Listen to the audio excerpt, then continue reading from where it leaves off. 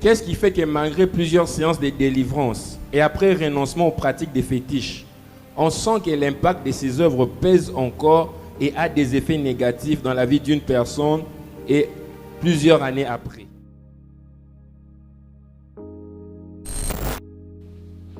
Alors, ces sujets reviennent chez plusieurs personnes et c'est devenu banalisé, même dans les routes, on en parle.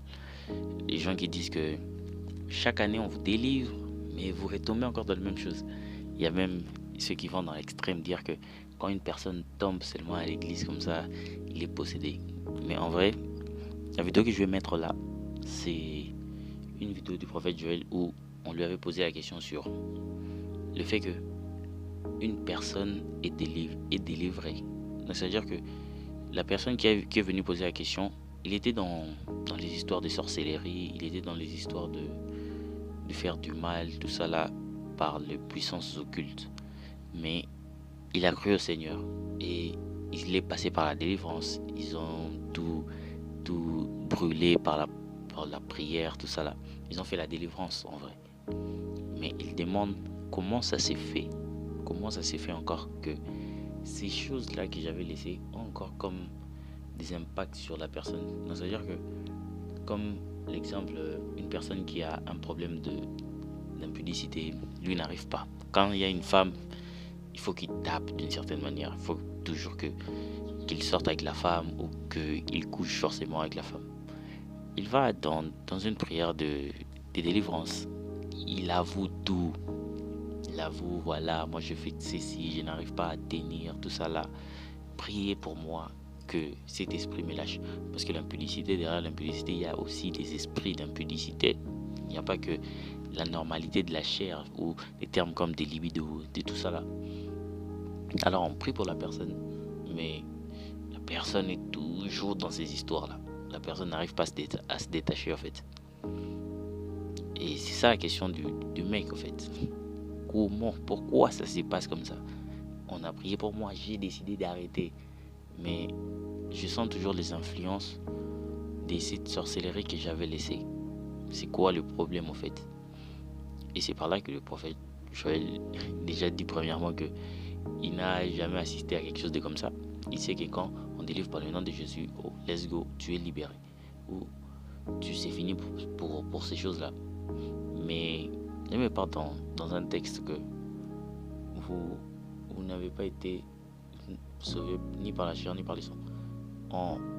La plupart des cas des combats ou de problèmes qu'arrivent aux enfants de Dieu sont vraiment plus liés à des gènes, à ton sang en fait.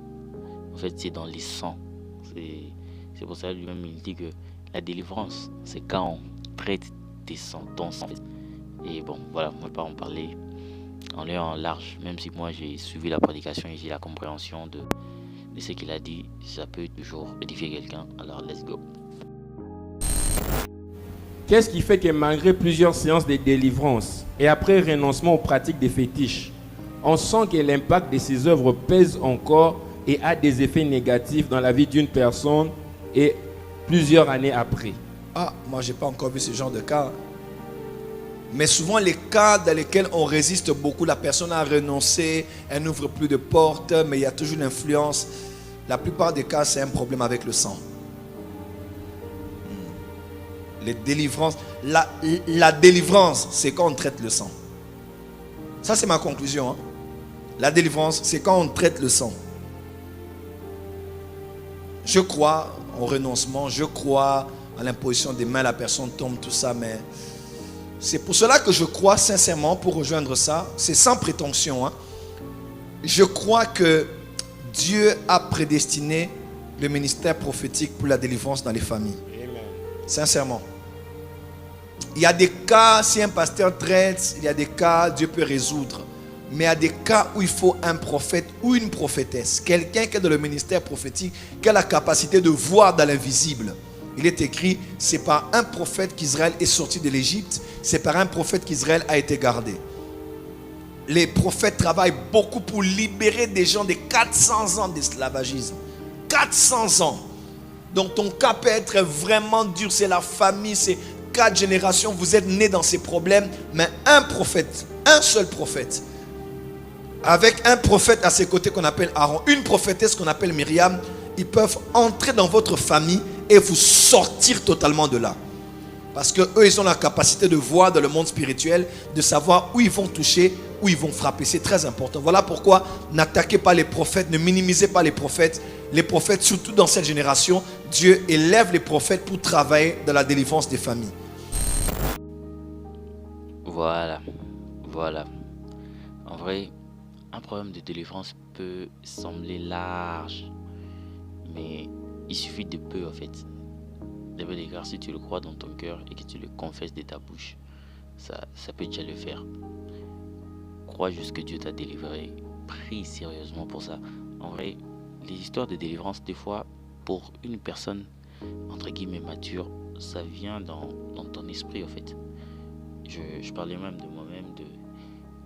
À un moment, je regardais, tu vois, tu regardes des films, forcément, avant la fin du film, à la fin d'une séquence, il y a deux sœurs, un frère et une sœur, qui sont là en train de faire des histoires romantiques.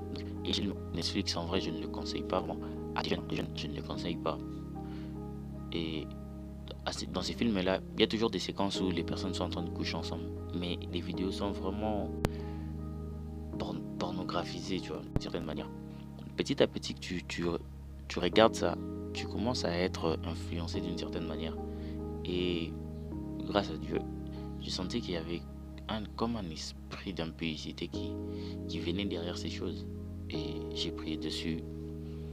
J'ai arrêté de regarder des films qui vont dans ce sens-là. Et voilà quoi. Mais c'était des films normaux. Hein. Mais c'est comme ça le malin. C'est comme ça les malins. Il te fait croire que oh non, c'est juste une séquence entre deux amoureux, ils s'embrassent. Et, tu vois, c'est pareil avec les novellas, tout ça. C'est pas toujours mauvais dire que le film novella peut tuer. Moi, j'ai pas envie d'entrer là.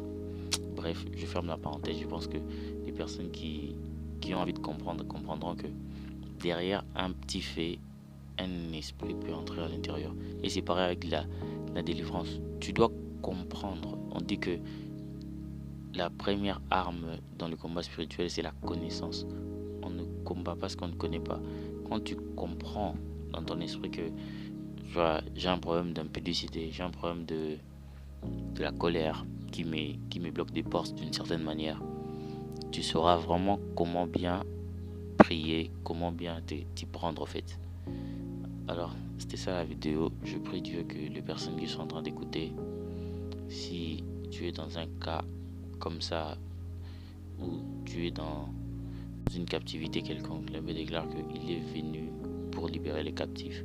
Je prie par la main et la puissante main du Seigneur Jésus que ça libère les personnes qui sont sous des captivités quelconques au nom de Jésus. Let's go.